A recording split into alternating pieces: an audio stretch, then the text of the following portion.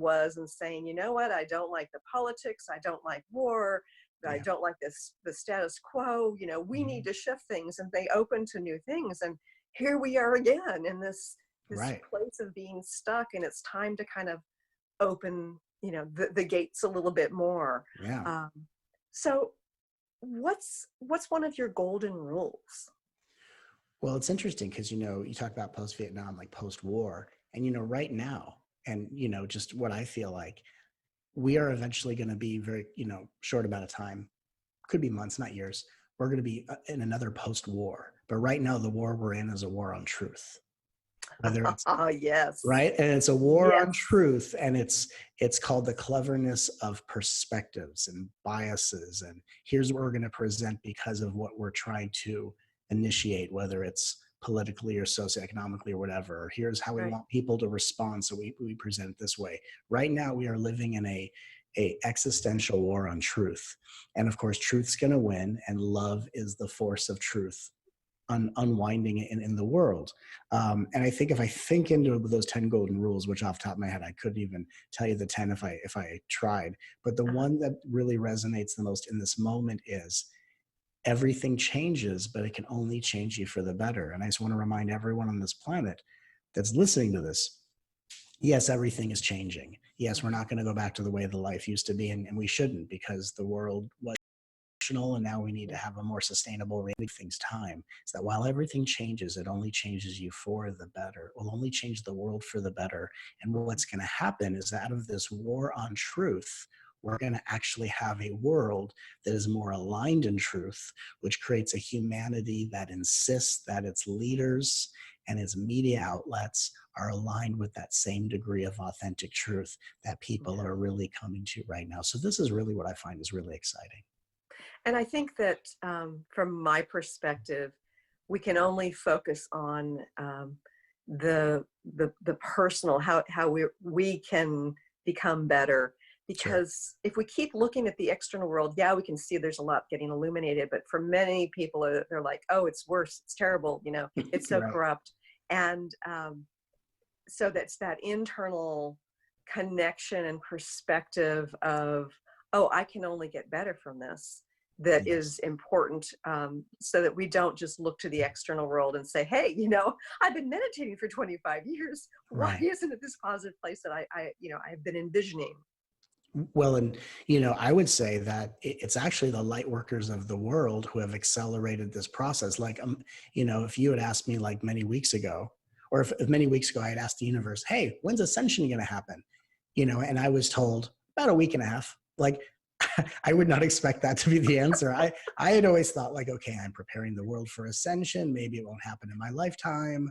Okay, no big deal. It will happen. Great. And then like 2 months ago, like life goes, well, light workers, you've been doing enough light work. You've been raising the vibration, and now you have thrust the entire world into a dark night of the soul collective reality.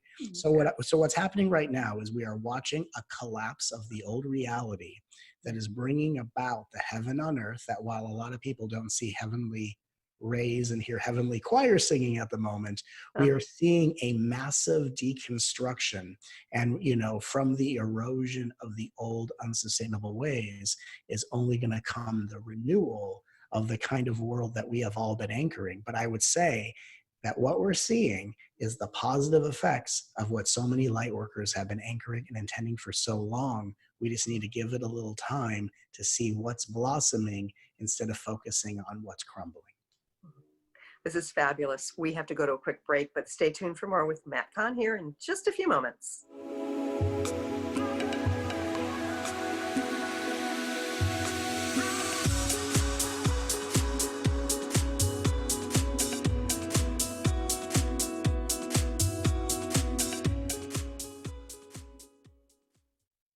I'm Christine Upchurch, and this is a Stellar Reflections Minute. As a former research statistician, my scientific background is what many would call sensible. For more than a decade now, I have been working in the field of energy medicine, facilitating sessions and teaching around the world. People from the mainstream often ask me, how did a sensible woman like you end up working in such an alternative field? Implicit in their question is the underlying assumption that the field of subtle energy, such as energy healing and intuition, isn't sensible. but I believe it is very sensible. Even scientists are able to measure aspects of this. Approaching life from an energetic perspective brings us new opportunity for healing and transformation. And from a practical standpoint, even if you can't rationally explain how something works, if you experience a shift from it, then doesn't it make it pretty sensible? Please visit stellarreflections.com or call 425-999-9836. That's 425-999-9836. This is Debbie Pokornik with a moment for standing in your power. Self-control begins with noticing how different feelings present themselves in your body. When you're feeling sensitive, for example, your chin might quiver, tears might well up in your eyes, and your voice might catch in your throat. Anger, on the other hand, might appear as tension in your jaw, back, or arms, along with clenched fists, heat in the upper torso, scowling, and a strong desire to yell. The more aware you become of your body cues, the easier it will be to recognize when you're on the road to disaster. Choose the emotions that cause you problems, then start noticing and logging the body cues that come with them. For information and to work with Debbie, visit empoweringnrg.com. That's empoweringnrg.com. The vibration of change, that magical place where life shifts from struggle to ease, from stagnation to forward movement, from old ways of being to new ways of becoming. If you're like I am, it can be rather elusive to get there, but when you are in it, you feel it down to your very core, don't you? And it can positively affect everything in your life, from your relationships to your health and well-being, from your career path to your abundance, from the quality of that inner connection to the fullness of your self-expression. On the Christine Upchurch Show, we explore ways to get into that vibration of change with experts in the fields of consciousness, psychology, spirituality, health, healing, and science. Join me, Christine Upchurch, every Friday at 11 a.m. Pacific Time, 2 p.m. Eastern Time on KKNW AM 1150 and Transformation Talk Radio, and learn new ways to step into your vibration of change.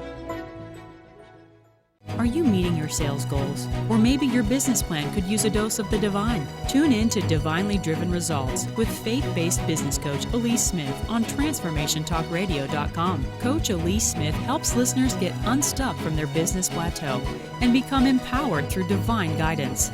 Build up belief in yourself and your dreams, and learn business strategies that work for you for real lasting results. Learn more by visiting www.divinelydrivenresults.com.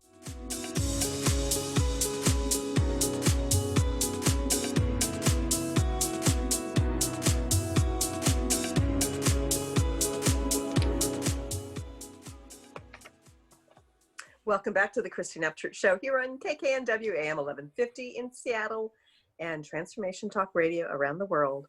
I'm having a conversation today with the author of several best-selling books, and his latest is The Universe Always Has a Plan, The 10 Golden Rules of Letting Go, Matt Kahn. So Matt, you know, I love the fact that you're challenging some of the status quo. We were talking about how things are shifting right now. And you've got a bunch of golden rules. Yes. One of the ones that I find so interesting is that you say hardships can be fast-tracked through thankfulness. Yes. Now, we're in a hardship right now from some people's perspectives. Although for some of us, it's kind of like the hardship is actually going out to the grocery store, you know, that we're fine staying at home and doing our thing. And then, of course, there are plenty who are losing loved ones and having to face their great attachment and seeing how their future is going to change without them. There are those that are having to work so hard to take care of society in this moment of transformation and some pain. But you're saying that these hardships can move more quickly with greater flow if we're grateful. Tell us a little bit more about that.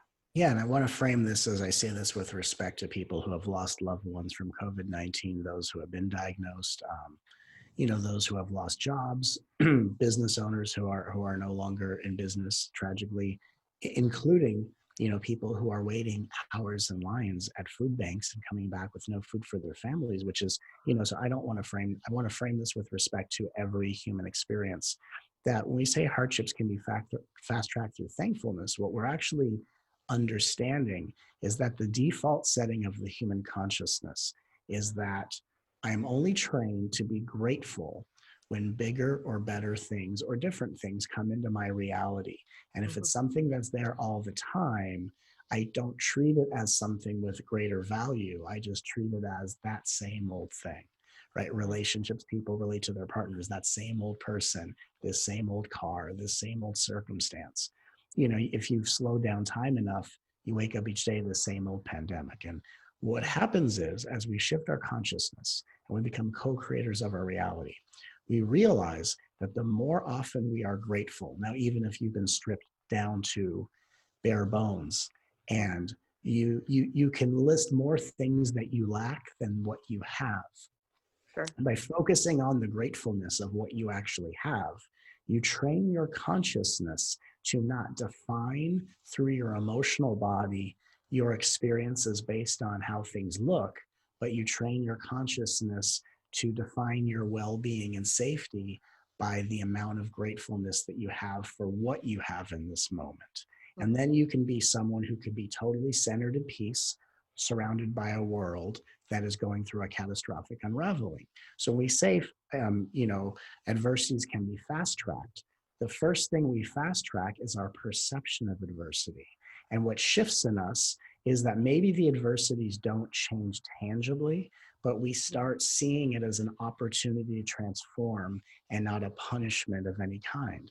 And then as we move into a different perception with adversity, then we actually start to see the adversity will change as we start to open up to a greater perspective. And what gets us from where we've been to where we could be is how often throughout the day can I be grateful for what I have?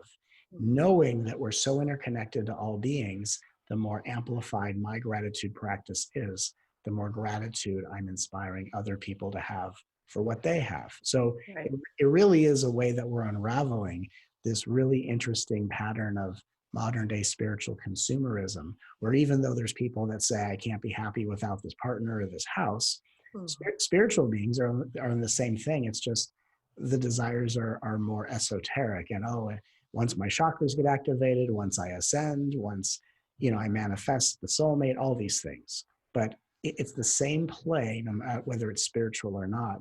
And really the key is, can we take a break from believing that having bigger and better is going to give us bigger and better experiences, and instead see that the fulfillment I'm looking for is actually going to be manifested and co-created through my will to focus more on being grateful than on looking at comparing this moment to the past, or wondering how far away I am from the future that I'm holding my breath and waiting for. So it's a really deep teaching. Sounds simple on the surface, but when you really go deep, gratitude is actually the most powerful force and the most immediate way to vibrationally shift this planet, instead of arguing with political leaders and trying to change their minds. Instead, we change the vibrational landscape, and the new vibration that's brought through gratitude says, here's the new high vibration of the fifth dimension, and these activities and these lies and deceptions don't work at this vibration, and the universe shifts it for us. And one of the things I love about this is that you've lived this, all right? Yes. And it was sad to hear about how as a child you were bullied, yes, and beaten up a couple times, and you've healed that through gratitude. I have. How did you do that? So I always get intuitive downloads. I talk to the universe every day, like I'm talking to you, but that's how I talk to the universe every single day in an open dialogue.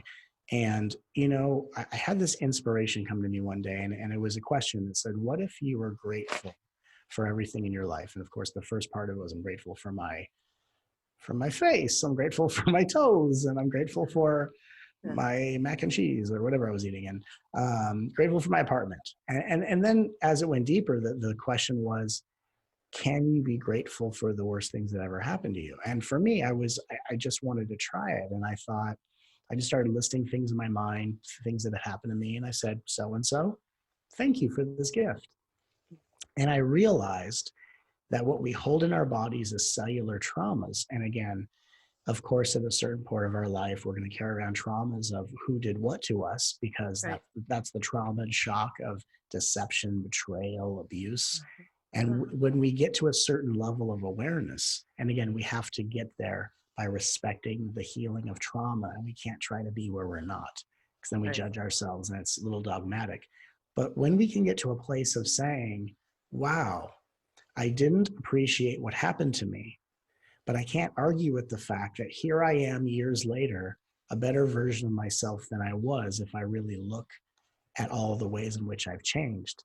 Of And course. if I can say thank you to the traumas in my life, it doesn't mean I like what happened, then the cellular memory labeled trauma is now shifted into the vibration of gift. And that immediately clears those memories away, which is an indirect way of facing and healing our traumas and clearing it on a cellular level versus the traditional way of therapizing it, which at certain levels of healing, that's absolutely essential. But if Right. you're someone who's been in that therapeutic tailspin for so many years and you're not making good headway, right? You're getting clear about it, but you're not out of the loop, then something like this is going to be a savior. And really what's interesting is that I just tested it myself, and this is a practice I do still to this day, although I don't harbor any grudges in my life.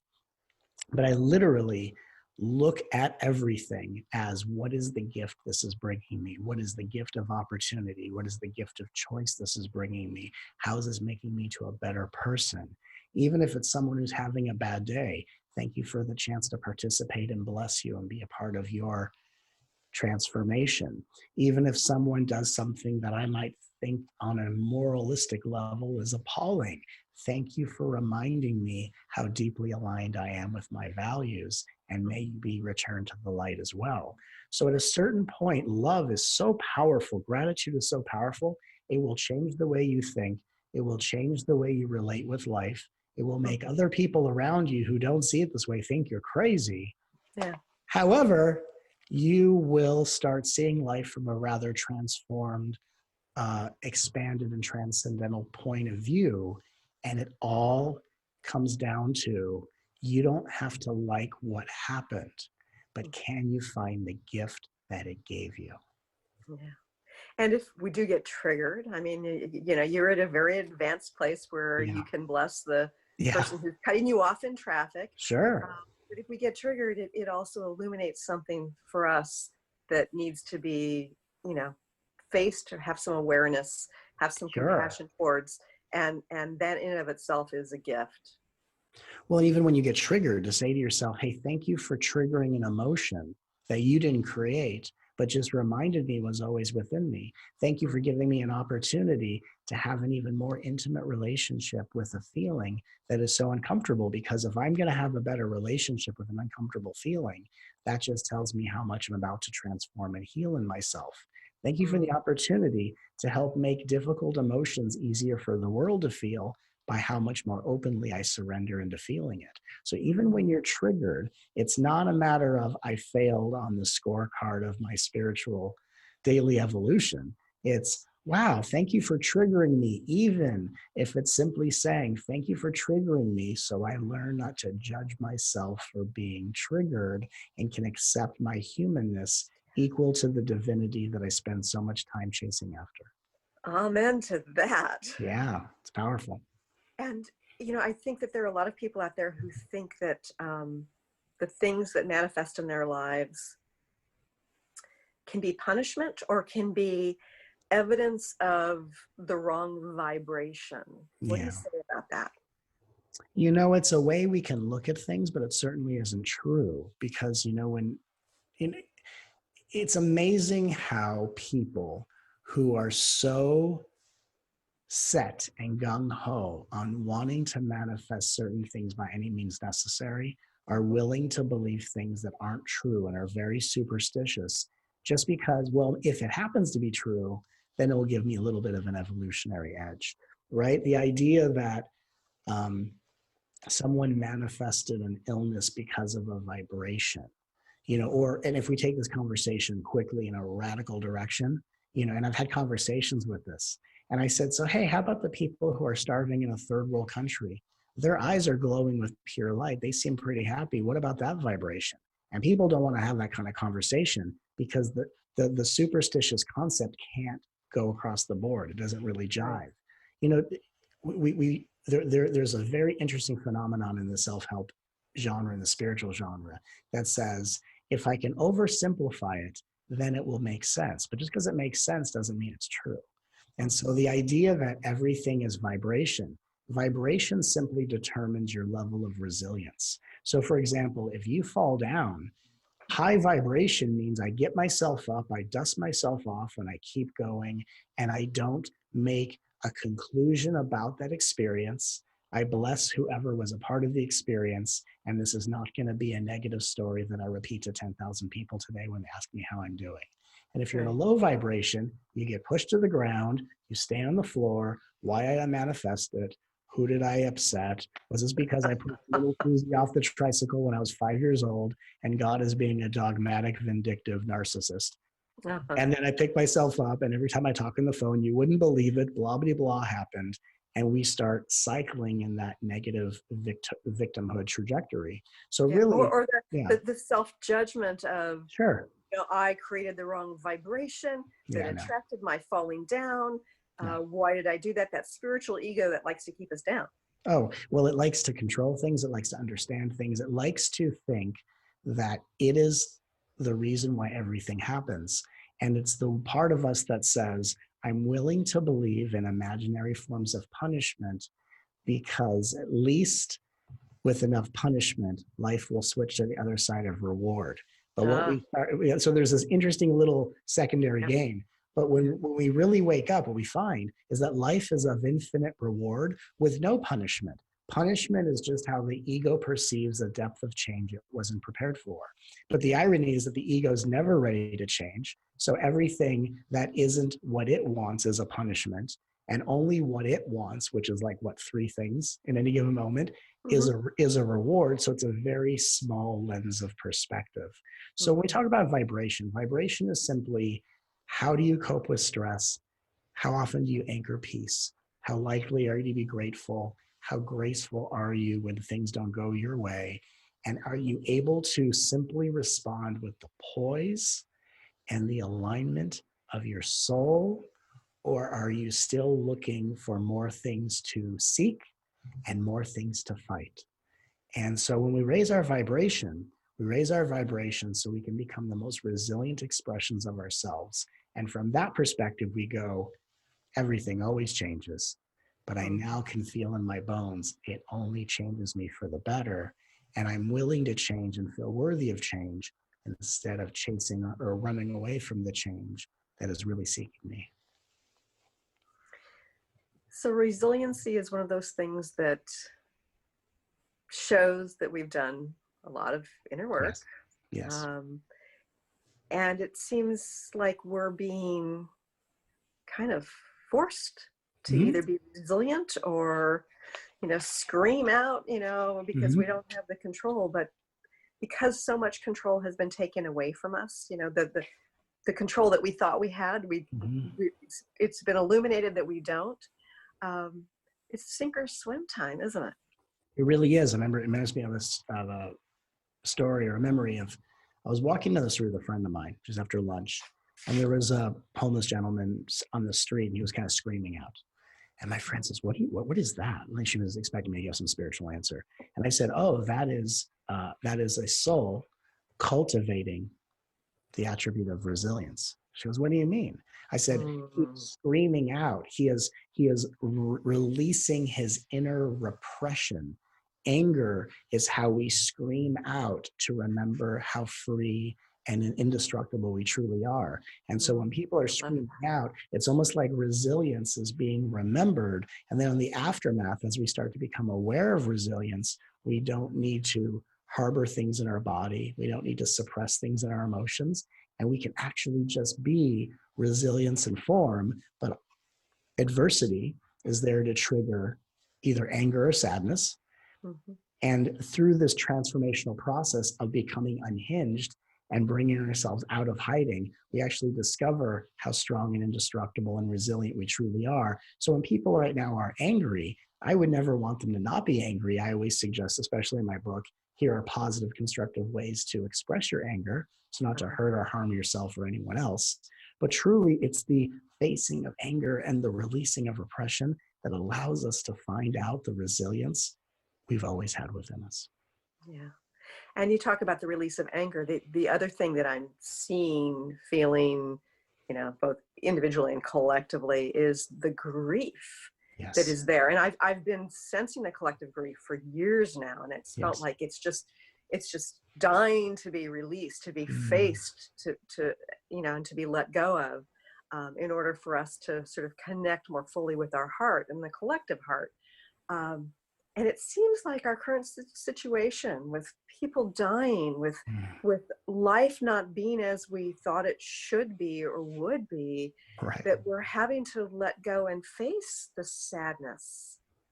And how is that serving us?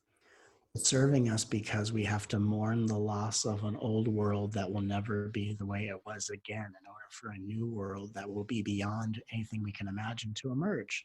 So we have to face and grieve the loss of old reality, so to create space to welcome in a brand new reality. We can't just exchange one for the other. We have to actually let the old reality die. And it's been dying a slow death through a lot of interesting markers. Whether it's like, oh, and reality TV has changed our culture forever, or, oh, and this person's been elected president and things are different than they've ever been. And it's, I have no blame for anyone, because it's all the universe at play. This is all grace in progress. But in order for a new reality with fresh opportunities and new energy and new perspectives to emerge for each person and the world, we have to let the old dissolve. And that's a very emotional process. And if we just take our times and we heal at the speed of authenticity, we're all going to find ourselves making our way sooner rather than later. Love that. The speed of authenticity. Right. Oh gosh. We've only got a couple minutes left, and I want to make sure before we go any further, Sure. people know how they can connect with you. And I know you've got some great things going on online, so they don't have to come to one of your packed events. Well, I'm hoping to get back to events soon, as soon as possible, but we're also doing online events as well. But for all information for in-person or online events, to read my blogs, check out some of my best YouTube videos, and to sign up for my free newsletter, please visit mattkahn.org. And it's just a great resource and safe haven for all energetically sensitive souls. And it's a great guiding light to help us find our way through this. And again, to make the most of the time we've been given to really become our higher selves in form. Yeah. So that's mattkahn.org. Yes. Okay, Matt. So here we are. This hour has flown by. Yes. Do you have a final message for our viewers and listeners? When we spend more time loving ourselves through our experiences than being hypnotized by the things we see within our experience, but saying, wow, these things are happening. This is a lot. Don't I deserve more love now than ever before? When we focus on loving ourselves, it's not only to soothe the innocence of an individual, but it's to know that the universe created an individual that by loving itself, by bringing the energy of source into a body as love, through our hearts, that love is equally distributed to all beings in all countries and continents. So self-love is not only what's going to get us through this, to transform us into better expressions of ourselves, but to energetically raise the vibration of the planet so that heaven on earth we are all manifesting can come even faster than this worldwide uncertainty. Imagine self-love. Yes. It's a tall order, and you've got great insights as well as some good little exercises and some great mantras in here. You should get Matt's book and mattkahn.org. Matt, it's been a joy to see you again and to have you on. I'm really grateful you joined us here today. Likewise, thank you. And for those of you who are watching and listening, I'm grateful that you joined us here today. I look forward to talking to you again soon. Thanks so much for tuning in today. If you'd like to empower yourself to step further into your vibration of change, please visit my website at christineupchurch.com, where you can learn more about my insights, upcoming events, and private sessions.